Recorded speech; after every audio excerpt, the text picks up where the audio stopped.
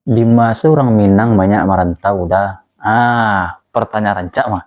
Bisa jadi referensi untuk dan sana dengan merantau. Dengan ya, berdasarkan sensus penduduk tahun 2010 dari BPS, ada 10 kota yang menjadi tujuan orang rantau Minang. Yang pertama adalah Jakarta. Eko paling favorit orang Minang untuk merantau. Dan kedua, Pekanbaru. Siapa tiga orang Pekanbaru tuh orang awak mah. Medan.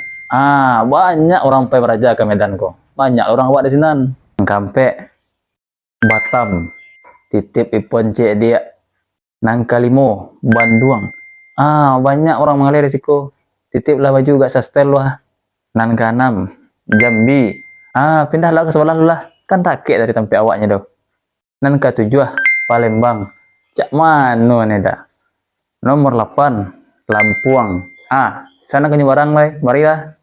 Nomor 9, Surabaya. Aku masuk wilayahnya Gubernur KDM kok mah. Dari sebut sana jadi KDM. Enggak KDM udah Khofifah.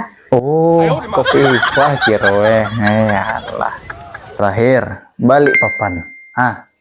KIKN ada di sana. Itulah 10 tempat rantauan orang Minang terbanyak sesuai data BPS 2010. 2020 belum keluar lah. Dan sana tunggu lah ya.